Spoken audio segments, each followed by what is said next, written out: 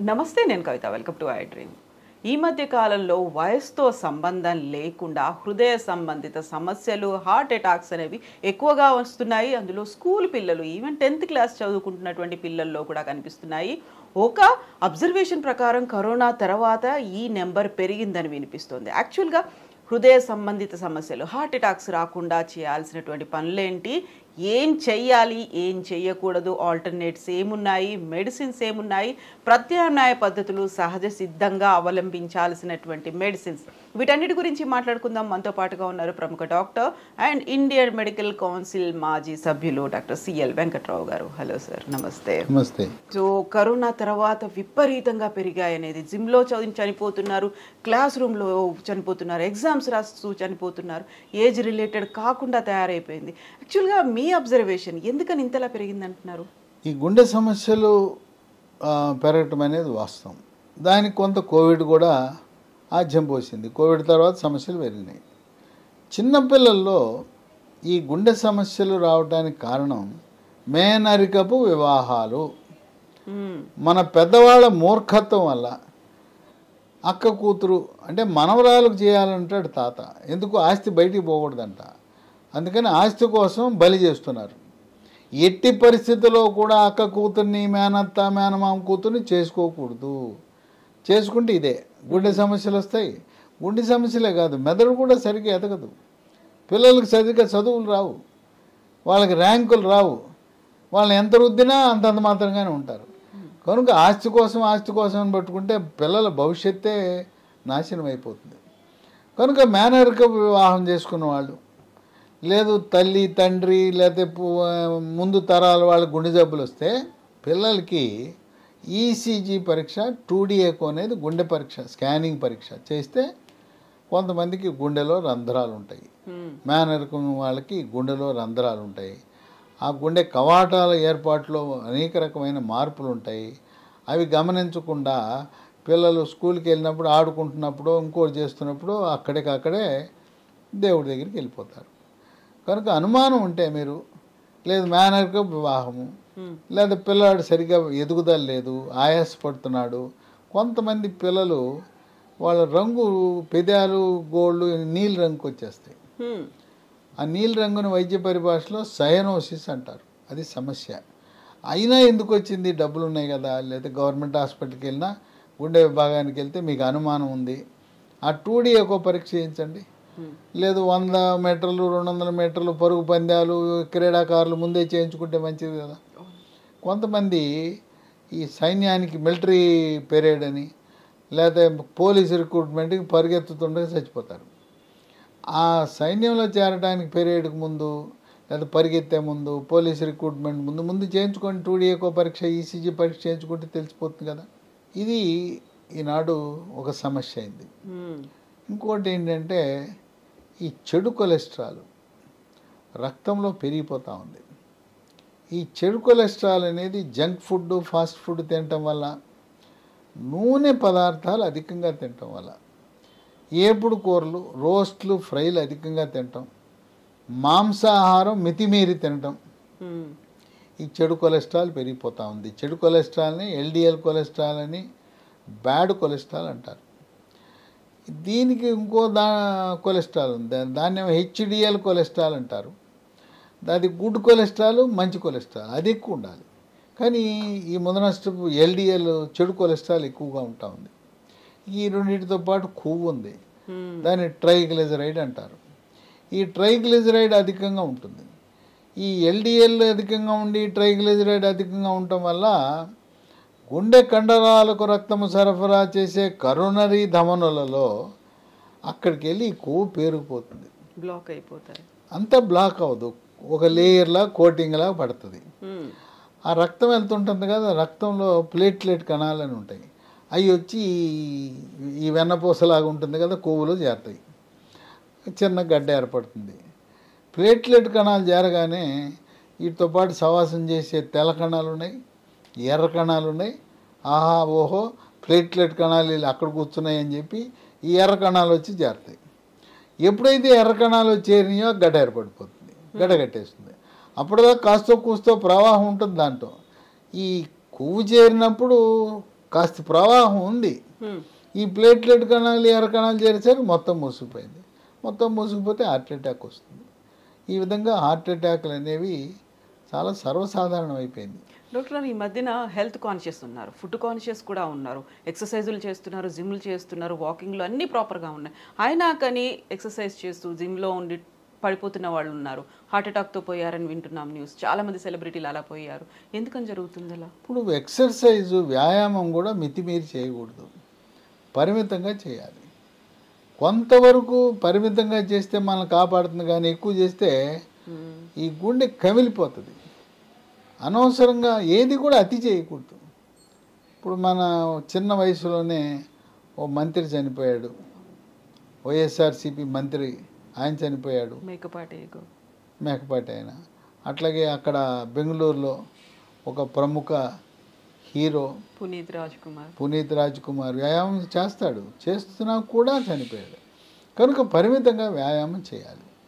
తర్వాత ఆహార నియమాలు చాలా కీలకం. ఇంకోటి ఏంటంటే ఈ గుండెపోటు కొంతమంది గ్యాస్ ట్రబుల్లా ఉంటుంది. ఇది ఎక్కువగా 12 గంటల అర్ధరాత్రి తర్వాత తెల్లవారుజామున వస్తుంది. అప్పుడు పొట్టలో నొప్పి, మంట, ఛాతీలో మంటగా ఉందని చెప్పి ఏదో ఇంట్లో జలుసులో శుక్రాలో లేదా గ్యాస్ గొట్టాలో వేసుకుంటారు. ఎందుకులే కుటుంబ సభ్యులు లేపటం అని అలాగే బాధపడుతుంటారు. ఈ గుండెపోటు అనేది షుగర్ ఉంటే 5-10 ఏళ్ళు ఉంటే నొప్పి తీవ్రంగా ఉండదు, ఏదో కొద్దిగా అసౌకర్యంలాగా ఉంటుంది. ఈ ఛాతీలో నొప్పితో పాటు ఆయాసం వచ్చినా, చెమటలు పట్టినా అది గుండెపోటే. కనుక గ్యాస్ ట్రబుల్ అనుకుని నిర్లక్ష్యం చేయకూడదు. ఇప్పుడు అర్ధరాత్రి మనకేం వెళ్ళటానికి లేదు, 108 అంబులెన్స్ ఉంది కదా, ఫోన్ చేస్తే వస్తుంది కదా, అది వెళ్ళి ఏదో చిన్న హాస్పిటల్ కాదు, గుండె వైద్య విభాగం ఉన్న పెద్ద హాస్పిటల్కి వెళ్ళాలి. గవర్నమెంట్లో బోధన ఆసుపత్రులు ఉన్నాయి, గవర్నమెంట్ మెడికల్ కాలేజీకి అనుబంధంగా హాస్పిటల్ ఉన్నాయి, లేదు ఆరోగ్యశ్రీ, ఎన్టీఆర్ వైద్య సేవ ఉన్న ప్రైవేట్ హాస్పిటల్ ఉన్నాయి. వెళ్ళటం మీరు చిన్న హాస్పిటల్కి వెళ్ళద్దు. మళ్ళీ ఆయన ఏదో ఈసీ మళ్ళీ కాలయాపన చేసి ఇంకో చోట పో అంటాడు. డైరెక్ట్గా ఒకవేళ 108 అంబులెన్స్ ఆయన తీసుకెళ్ళనంటే మీరే ఏదైనా వాహనం తీసుకుని తీసుకెళ్ళిపోండి. ఆ విధంగా హార్ట్ అటాక్ అనే దాన్ని వెళ్ళగానే ఈసీజీ పరీక్ష చేస్తారు. అయిన తర్వాత కొన్ని రక్త పరీక్షలు చేస్తారు, ట్రోపోనిన్ టీ అనే టెస్ట్ చేస్తారు. అది పాజిటివ్ ఉంటే హార్ట్ అటాక్ ఉన్నాడు. ఈసీజీలో కూడా మార్పులు కనపడతాయి. ఈ విధంగా ఈ రోజున ఎక్కడ చూసినా చిన్న వయసులోనే హార్ట్ అటాక్లు వచ్చి మరణించడం జరుగుతూ ఉంది. కోవిడ్ 2వ వేవ్లో ఆక్సిజన్ తగ్గిన వాళ్ళకి ఈ హార్ట్ అటాక్ వచ్చే అవకాశం ఎక్కువ. కొంతమంది అమాయక ప్రజలు నేను టీకా వేసుకున్నాను, టీకా వల్ల హార్ట్ అటాక్ అని అపోహపడుతున్నారు. కోవిడ్ టీకాల వల్ల ఎట్టి పరిస్థితుల్లో కూడా హార్ట్ అటాక్ రాబోదు. అది కోవిడ్ జబ్బు వచ్చినప్పుడు ఆ జబ్బు వచ్చిన వాళ్ళకి రక్తం చిక్కబడిపోతుంది. ఆ చిక్కబడిపోవటం వల్ల ఈ హార్ట్ అటాక్ అనేది అధికంగా గమనించడం జరుగుతుంది. అసలైనా మనకు అనుమానం ఉంది, ఎందుకు వచ్చింది? సంవత్సరానికి ఒకసారి ఏ వయసు వారైనా ఒక కార్పొరేట్ హాస్పిటల్కి వెళ్ళి master health checkup, executive health checkup అని చేయించుకుంటే పోతే 4,000 పోతాయి, డబ్బు పోవాలి, కానీ మనిషి పోకూడదు. గుండెకు సంబంధించి ఈసీజీ పరీక్ష చేస్తారు, గుండెకు స్కానింగ్ చేస్తారు, 2D ఎకో అంటారు. బెల్ట్ మీద నడిపించి కొంచెం వేగం పెంచి నడిపించి చేస్తారు. దాన్ని టీఎంటీ అంటారు, ట్రెడ్మిల్ టెస్ట్. ఈ ట్రెడ్మిల్ టెస్ట్లో పాజిటివ్ వస్తే ఏదో ఉంది, గుండెకి రక్త సరఫరా తగ్గిందనే అనుమానంతో యాంజియోగ్రామ్ అనే పరీక్ష చేస్తారు. పూర్వకాలం పెద్ద యాగి ఏదో తొడకి గుచ్చేవారు, ఇంత చేసిన తర్వాత ఒక ఇసుక మూట పెట్టేవారు. ఇప్పుడు అవన్నీ లేవు, చక్కగా ఇక్కడ గుచ్చేస్తున్నారు. ఇది యాంజియోగ్రామ్ ఇక్కడి నుంచి చేసేస్తున్నారు, చేతి మణికట్టు నుంచి. నార్మల్ వచ్చిందంటే 3 గంటల్లో ఇంటికి వెళ్ళిపోమంటున్నారు. ఇక్కడి నుంచి ఏదైనా లోపల బ్లాక్ కనపడింది, రక్తంలో కొవ్వు అడ్డం పడింది, దాన్ని శుభ్రం చేసేసి యాంజియోప్లాస్టీ అని చెప్పి ఒక పైపు తొడిగేస్తున్నారు, దాన్ని స్టెంట్ అంటారు. గతంలో ఒకటే స్టెంట్ వేయాలి, గుండెకి 1 కంటే ఎక్కువ వేయకూడదు, 1 కంటే ఎక్కువ అవసరం ఉంటే ఆపరేషన్ అనేవారు. ఇవాళ రోజున 5-6 స్టెంట్లు తొడిగేస్తున్నారు. ఒక్కోసారి 2, ఒక ట్రిప్కి 2 చొప్పున వేస్తున్నారు. ఆ విధంగా 5-6 స్టెంట్లు వేసుకుని ఆపరేషన్ లేకుండా కూడా వాళ్ళ గుండె డాక్టర్లు నైపుణ్యాన్ని సాధించారు. కనుక ఇంతకుముందు ఉన్నట్టుగా ఇప్పుడు ఆపరేషన్ల సంఖ్య తగ్గిపోయింది. ఎందుకంటే కార్డియాలజీ విభాగంలో వస్తున్న ఆధునిక ఆవిష్కరణలు, ఈ స్టెంట్ల తయారీ, స్టెంట్లకు కూడా దాని లోపల మందు పూస్తున్నారు. స్టెంట్ లోపల మందు పూసి రోజు కాస్త కూస్తూ మందు విడుదలవుతూ ఉంటుంది. ఆ విధంగా ఈరోజు స్టెంట్లతోనే సరిపోతూ ఉంది. ఈ స్టెంట్లకి తెలంగాణలో ఆరోగ్యశ్రీ, ఆంధ్రప్రదేశ్లో ఎన్టీఆర్ వైద్య సేవ కింద ఉచితంగా తెల్ల కార్డు, రేషన్ కార్డు, ఆరోగ్యశ్రీ ఉన్న వాళ్ళకి ఉచితంగానే జరుగుతూ ఉంది. ఎక్కడో నూటికో కోటికో ఒకరికి మాత్రం బైపాస్ ఆపరేషన్ చేయాలి. కనుక మీకు ఎవరైనా బైపాస్ ఆపరేషన్ అంటే ఇంకొక దగ్గరికి వెళ్ళండి. మీరు గుండె డాక్టర్ దగ్గరికి వెళ్తే ఆయన చేయాలా లేదా అని సెకండ్ ఒపీనియన్ అనేది తీసుకోవటం అవసరం. అసలు మనకి ఈ విలన్, క్రిమినల్ ఈ LDL కొలెస్ట్రాల్. దీని గురించి ఇంకా ప్రజల్లో అవగాహన రాలా. కోడిగుడ్డు తెల్లసొన పచ్చసొన కలిపి తినాలి. అందరూ ఏమనుకుంటారంటే పచ్చసొన తింటే కొలెస్ట్రాల్ వచ్చేస్తుంది, నాకు హాని అనుకుంటారు. కోడిగుడ్డులో పచ్చసొన వల్ల ఎటువంటి హాని లేదు. చాలా వరకు తీసి పక్కన అవగాహన లేక తెల్లసొన పచ్చసొనతో తినండి, ఏమి ఇబ్బంది లేదు. ఈ LDL కొలెస్ట్రాల్ని మనం నియంత్రించుకోవాలంటే రోస్ట్లు, ఫ్రైలు, ఇగురు కూరలు మానేయాలి. జంక్ ఫుడ్, ఫాస్ట్ ఫుడ్ మానేయాలి. ధూమపానము, మద్యపానం పూర్తిగా దూరంగా ఉండాలి. ఈ సిగరెట్, బీడీ అలవాటు ఉన్న వాళ్ళకి ఒక ట్యాబ్లెట్ అందుబాటులోకి వచ్చింది. దాన్ని బూప్రాన్ XL 150 mg ట్యాబ్లెట్ అంటారు. BUPRON XL 150. Sun Pharma company వాళ్ళు తయారు చేస్తారు.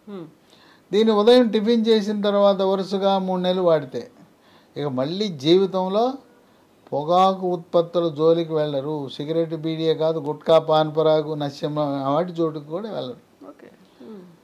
ఇప్పుడు ఈ LDL అనే దాన్ని ఎలా నియంత్రించాలి? దీనికి ఇప్పుడు వరకు మనం అలోపతి వైద్యంలో స్టాటిన్లు అంటారు. అటర్వా స్టాటిను, రోజువా స్టాటిను, అవి దాటి మీద వివాదం నడుస్తూ ఉంది. పనిచేస్తాయా లేదా అని ఇంకా ప్రయోగ దశలో ఉన్నాయి. కొంతమంది గుండె డాక్టర్లు పనిచేస్తాయంటారు, కొంతమంది పని చేయమంటారు.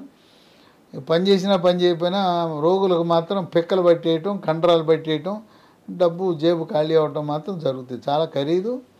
ఈ పిక్కల నొప్పి భరించలేం. కనుక ఈ LDL, చెడు కొలెస్ట్రాల్, బ్యాడ్ కొలెస్ట్రాల్ నియంత్రించడము, కొవ్వు శాతాన్ని నియంత్రించడానికి ఒక సహజ సిద్ధమైన ప్రకృతిలో లభించే మందు అందుబాటులోకి వచ్చింది. ఇది లీ ఫార్మా అనే కంపెనీ వాళ్ళు తయారు చేస్తున్నారు. దీంట్లో వెల్లుల్లి ఉంటుంది, పసుపు ఉంటుంది, పసుపులో కర్కుమెన్ ఉంటుంది, మెంతులు ఉంటాయి, మిరియాలు ఉంటాయి, సోయా ఉంటుంది, సోయా చిక్కుళ్ళు, తర్వాత తౌడు నూనె, టమోటా. ఇవన్నీ మనకు ప్రకృతిలో లభించే వస్తువులే కదా. వాటి నుంచి తయారు చేసింది. రసాయనాలు ఉండవు, ఎటువంటి సైడ్ ఎఫెక్ట్స్ ఉండవు. ఇది ఉదయం ఒకటి రాత్రి ఒకటి వేసుకుంటే చక్కగా నియంత్రణలోకి వస్తుంది. మనము కొవ్వు శాతము, LDL, ట్రైగ్లిజరైడ్ తెలుసుకోవాలంటే లిపిడ్ ప్రొఫైల్ అనేది టెస్ట్ చేయాలి. ఇది పూర్తిగా పరగడుపుని చేయాలి, ఏమీ తినకుండా చేయాలి. ఆ లిపిడ్ ప్రొఫైల్ చేయించుకుని LDL పెరిగింది, ట్రైగ్లిజరైడ్ పెరిగింది, వాడిన తర్వాత 3 నెలల్లో మళ్ళీ సాధారణ స్థితికి వచ్చేస్తుంది. కనుక ఒక 3 నెలలు ఉదయం ఒకటి రాత్రి ఒకటి. మేము ఇప్పటికీ అటర్వా స్టాటిన్, రోజువా స్టాటిన్ వాడుతున్నామంటే దీన్ని మొదలుపెట్టి క్రమేణా వాటిని తగ్గించేయచ్చు. భవిష్యత్తులో రోజుకొక లైఫ్ స్టైల్ వాడితే సరిపోతుంది. కొద్దిమందికి 2 అవసరం ఉంటుంది. కనుక అటర్వా స్టాటిన్ బదులుగా, రోజువా స్టాటిన్ బదులుగా సమర్థవంతంగా ఈ చెడు కొలెస్ట్రాల్ని నియంత్రించే, ట్రైగ్లిజరైడ్ నియంత్రించే ఔషధం లైఫోస్టెరాల్. అందరూ వాడచ్చు అంటారు డాక్టర్? ఏజ్ లిమిట్ అనేది అలా ఏమన్నా? అసలు ముందు జాగ్రత్తగా నాకు గుండెపోటు రాకుండా ఉండాలంటే వాడేయటమే. 2వ వేవ్లో కోవిడ్ వచ్చింది, ఎప్పుడైనా మనం దెబ్బ కొడుతుంది, ఎందుకు వచ్చింది, ఇది వాడేస్తే పోలా. ఓ 3 నెలలు పొద్దున ఒకటి రాత్రి ఒకటి మనం లిపిడ్ ప్రొఫైల్ అనేది చేయించుకుని అది నార్మల్కి వచ్చే వరకు వాడాలి. ఇది మనకు అమెజాన్లో లభిస్తుంది లైఫోస్టెరాల్. లేదు కంపెనీ వాళ్ళ వెబ్సైట్లో కూడా ఆర్డర్ పెట్టుకోవచ్చు. www.leehealthdomain.com. ఇవే కాకుండా మరొక 3 ఫోన్ నంబర్లకు ఫోన్ చేస్తే వాళ్ళు కొరియర్ ద్వారా పంపిస్తారు. 9100107481 9100100748 8977030218 9502897374. ఈ నంబర్లన్నీ కూడా మీకు స్క్రీన్ మీద కనపడుతున్నాయి, డిస్క్రిప్షన్ బాక్స్లో ఉంటాయి. కనుక కుటుంబ చరిత్ర ఉంటుంది. కొంతమందికి నాన్న, తాత, ముత్తాతలకు కూడా 45-50 ఏళ్ళకే హార్ట్ అటాక్ వచ్చి చనిపోయిన చరిత్ర ఉంటుంది. కుటుంబ చరిత్ర ఎవరికైతే చిన్న వయసులో వాళ్ళ వారసులు మాత్రం జాగ్రత్తగా ఉండాలి. దీనివల్ల ఎటువంటి అనర్థం లేదు. ముందు జాగ్రత్తగా వాడుకోవటం మంచిది. ట్రైగ్లిజరైడ్ పెరిగినా, ఎల్డిఎల్ కొలెస్ట్రాల్ పెరిగినా దీన్ని వాడుకుని మన గుండెను కాపాడుకోవాలి. ఎట్టి పరిస్థితుల్లో కూడా మనము మేనరికపు వివాహాలు చేసుకుని మనకు పుట్టే సంతానానికి అన్యాయం చేయకూడదు. వాడు కలెక్టర్ కావాల్సిన బిడ్డ ఏమీ లేకుండా కొరగాని వాడైపోతాడు. ఈ మేనరిక వివాహం వల్ల మానసిక బుద్ధిమాంద్యం ఉంటుంది. చివరికి తన పనులు తను చేసుకోలేని పరిస్థితి కూడా కొంతమంది ఉంటారు. కనుక మనము అది పాపము, మేనరికపు వివాహాలు మహాపాపమని గమనించి చదువుకున్న వాళ్ళు దీన్ని ప్రచారం చేయండి. ఇప్పటికీ కూడా ఆ ముసలివాళ్ళు నువ్వు నా మనమరాలను చేసుకోకపోతే నేను నా శవాన్నే చూస్తావని చెప్పి బెదిరిస్తుంటారు. కొడుకుని బెదిరిస్తారు. నా కూతురు నువ్వు చేసుకో మనవరాలు, లేకపోతే నేను ఉండనురా, నేను చచ్చినాక నీకు నచ్చిందని చేసుకొని బెదిరిస్తుంటారు. ఆ బెదిరింపులకు ఎవరు బెదరద్దు. శాస్త్రీయంగా పాపము మేనరికం అనేది చేసుకోవటం అనేది వైద్య శాస్త్రంలో ఖరాఖండిగా నిరూపణ జరిగిన తర్వాత కూడా మూర్ఖత్వంతో ఆ నిరక్షరాస్యులు వేలముద్రలు వేసే ఆ ముసలాళ్ళు చెప్పే మాటలు విని యువకులు మీ అక్క కూతుర్నో, మేనత్ కూతుర్నో, మేనమామ కూతుర్నో చేసుకోవటం మాత్రం మానేయండి. Yes doctor, thank you so much doctor. హృదయ సంబంధిత సమస్యలు రాకుండా గుండెను భద్రంగా ఉంచాలి అనుకునే వాళ్ళ కోసం లైఫోస్టిరాల్ మెడిసిన్ మార్కెట్లో అవైలబుల్గా ఉంది. కావాలనుకునే వాళ్ళు www.leehealthdomain.comలో లేదా అమెజాన్లో కూడా ఆర్డర్ చేసుకోవచ్చు. ఇంకా డీటెయిల్స్ కావాలనుకుంటే డిస్క్రిప్షన్లో ఉన్నాయి. అలాగే స్క్రీన్ మీద నెంబర్స్ కూడా స్క్రోల్ అవుతున్నాయి. కాల్ చేసి డీటెయిల్స్ కూడా తెలుసుకోవచ్చు.